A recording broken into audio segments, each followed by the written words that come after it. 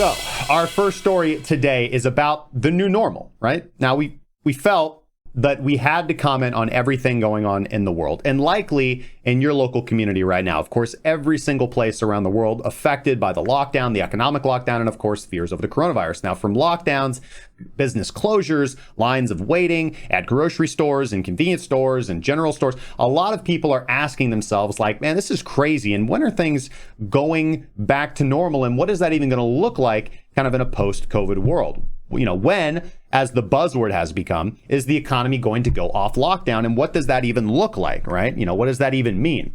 Well, one individual who claims to have all the answers lately is Bill Gates. Now, that name is often a dirty word around these parts, but let's take an objective look at his comments and see if we can read between the lines on his forecast. Now, last week, the latest CNBC Squawk Box podcast episode was released, and it featured an interview with Microsoft founder Bill Gates on the topic of the coronavirus, discussing what it's going to take for society to return to normal in the coming futures. Now, Gates obviously fancies himself a bit of an expert on pandemics, who of course warned, obviously sagely, back in 2015 that it will not be a war that kills tens of millions of people in the coming years. Rather, it would be a pandemic. Microbes, not missiles, as he put it. Now, he describes the threat of he described the threat of an infectious virus that is asymptomatic and gets spread unknowingly by people traveling on planes or heading to markets. This is everything that he talked about back in 2015. And in the podcast on CNBC's Squawk Box, which I have the link for right here. Yeah, Squawk Box right here. Now, in this Squawk Box episode, he goes on to say, pretty much, I told you so, describing the current outbreak as, quote, the nightmare we've all been talking about. And now his foundation is allocating $100 million to fight against COVID, as well as defining criterias for a return to normal, or really, should I say, what a new normal will be.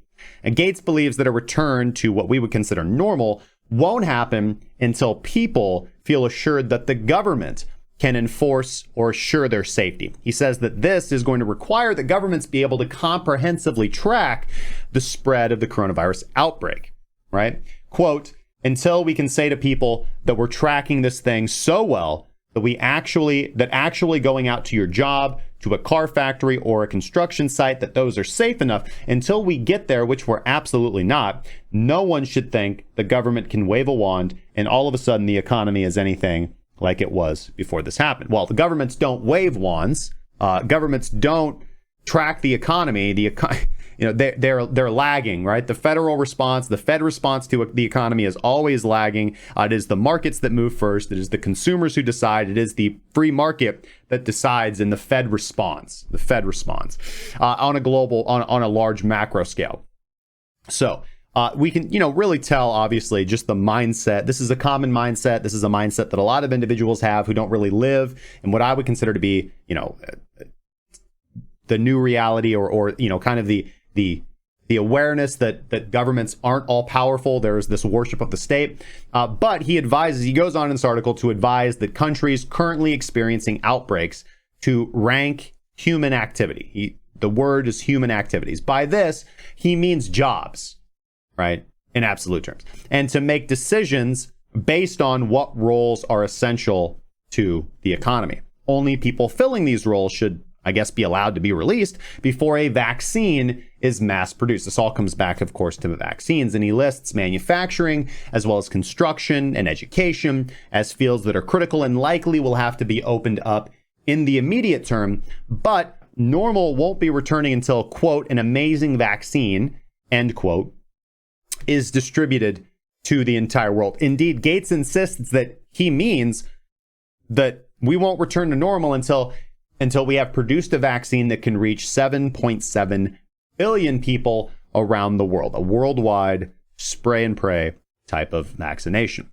Now, while President Trump's latest comments on Monday point to him being eager to reopen the economy by May, Gates's timeline is rather bearish, saying that first, widespread testing and compliance with lockdown protocol must be established or implemented. Then we can organize toward an economic reboot by the end of May or early June as the best case scenario.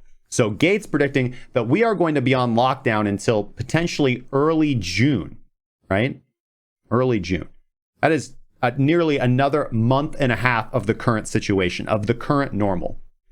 And he insists that consumer behaviors have changed. And even if restaurants, hotels, and airlines were ordered back to full operation tomorrow, customers still would not engage. According to Gates, what people want is assurances that specific activities are safe, are going to be safe. Confirming that a global vaccine and tracking program could take up to 18 months to roll out, advising people not to expect an imminent return to normal until that has happened. Now, he does say that other therapeutic means, such as manufactured antibodies or blood treatments, will be interventions available in the next 4 to 6 months, but its effectiveness is uncertain, and our hopes rest with a large-scale vaccine being available later. Now, he does confirm that there is a plan to beat the 18-month projection for a vaccine, but cautions against unrealistic expectations for that to happen. As for dealing with those pesky asymptomatic cases and their role in spreading the virus, well, Gates insists that the solution is having good data. And by good data, he, obviously then being able to aggregate and pin down the details of that data. But what he really means is tracking infection and spread, and saying that that is going to be critical to protecting the public. Predicting that whole industries, entire industries, will see reduced demand for years to come, even if supply returns to the market, because, as he said, consumer behavior has now changed. It's almost like PTSD. Now, major spending items like cars and homes will be affected. Consumer sentiment will have changed, and its long-term impact, he is still trying to model. He doesn't know. Now, as for a return to school in the fall or activities such as sports or travel, that remains to be seen. He insists that authorities will have to determine what are essential activities and where safety can be reasonably guaranteed. Saying that what is required is a discussion concerning what activities are of societal value, as if government can determine that, and how much risk or rebound they bring with them, and that everyone participate in that conversation. Because, of course, the general public is often allowed at the government table for these kind of discussions. Gates says that he will be writing and voicing his thoughts in the coming weeks, providing one example of attending public sports type events, weighing its economic benefit relative to risk as poor, and shouldn't be a prioritized activity until normal is restored, right? Because rulers get to determine these things. Finally, he says that he hopes the governments will take the input of experts, which he claims to be, and create a regime that manufacturing, construction, and schools will have to adopt to provide a safe environment to restore the economy in. Also saying that this government oversight regime, which is what he's talking about, right? He's talking about, government essentially command and controlling what economic activities are to be allowed and what we can and cannot do, will have to be extremely sensitive to how well it's working, taking feedback from prioritized testing and data in the field to guarantee it's effective and capable of intervening quickly. So this really kind of touch and go type system. So reviewing the Squawk Box interview became dystopian very, very quickly. Right? Gates is insisting that we currently live in a world that absolutely relies on government to lock down the population, track and monitor the disease and the spread of infection, with all of the intrusion into the personal lives of the citizens and our economy's livelihoods, because this has affected the jobs of millions of humans around the world, that they all hinge on the proclamations of what government decrees in the hopes of keeping us safe, which I am told that governments are not terrific at doing most of the time. And that this is the optimum solution. Well, weighing that kind of dystopian future, first off, this is not the world we live in. First, let's be clear. The governments, at least I'm speaking for the United States and generally around the world, but this is a big misconception, I think, with people who over-believe in the power of the state. This is not the world we live in. Government does not have the power to enforce a restrictive lockdown for a very long time. They would have to deploy the military to accomplish such a thing, and that is not a scenario that anyone wants to see pan out, right? And I don't say that. Generally, when people say that, they mean, well, you don't want them to do that. No, they don't want them to do that.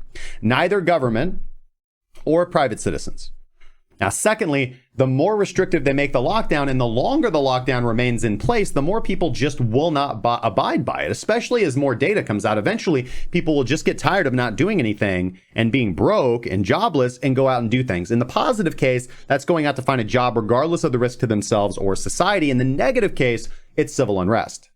Now, this type of situation is panic mode for governments. It's not, people think that it's panic mode for people. It's panic mode for governments. They know that this is a tinderbox situation where they can lose control. Situations like these can and have toppled governments before. And we do not live in an age where governments cannot be overthrown by civil unrest. And in the age of information, the age of the internet, the age of Bitcoin, we keep stepping closer and closer and closer to not needing the authority of the state to control the population.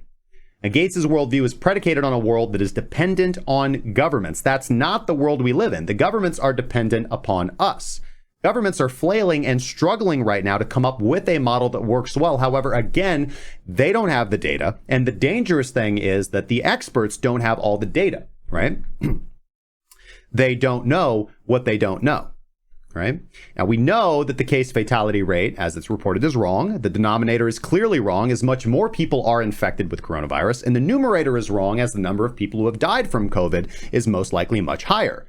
Currently, numbers state that the CFR, the case fatality rate, is about 3.5% and significantly lower for people under 40. Potentially just as deadly as the flu, maybe twice as deadly.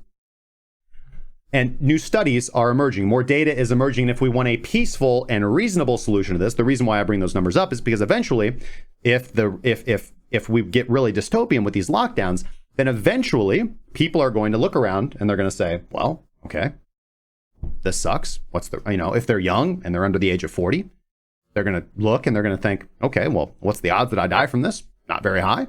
Screw this. All right, going back to work.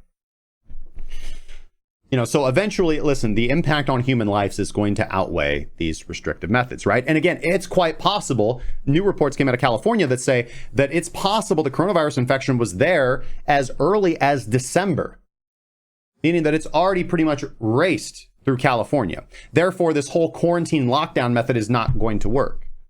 And again, another thing, and this is something that Ben Shapiro talks a lot about, which is coming into the fall, once you guys let us all off lockdown, well, we're just going to infect ourselves again, right?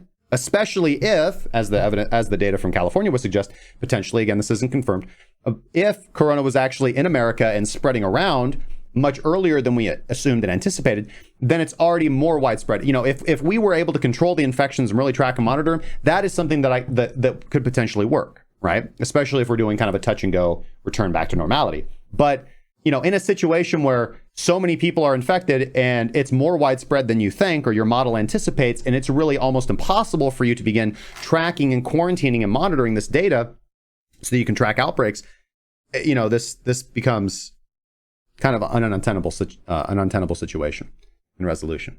And again, of course, the threat to liberty it's really prevalent, right? Especially because we're not dealing, listen, this would be a different story if we were dealing with this, again, from what the data suggests, from what I've seen, if we were dealing with this absolute nightmarish pandemic that killed 10 to 20% of the population, right? This would be something different. But we're looking at something where even the numbers of 5 to 7%, as was originally kind of expected, is now not looking very realistic. This 3.5% is not looking very realistic, right? And the number just keeps walking itself down and walking itself down. So again, in my opinion, what I think would be a rational thing is to, again, okay, let's keep the lockdowns working. The curve is flattening. I'm all for that. But let's let the healthiest individuals who have the lowest possible risk of infection go out, enforce social distancing or promote social distancing, and let that progress for a while and, track those results as they go, right? And get the world on its way back to normality, because viruses don't just disappear, right? Flu season doesn't just happen for 3 months and then it disappears. No, it's called flu season for a reason. It goes from year to the end of the year, right? And cases just spike in the spring and in the fall. And the coronavirus is no different, right? Flus don't go away. It's out there. It's going to be with us now, right? And again, vaccines don't protect everybody, and vaccines can have unforeseen consequences, especially when they're talking about something, they're going, listen, they want to mass produce and mass distribute a vaccine in 18 months.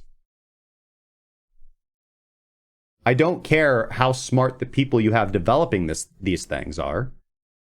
There are unintended consequences when you push something so quickly. And again, you can imagine the demand from governments around the world on scientists right now to produce something like the coronavirus vaccine.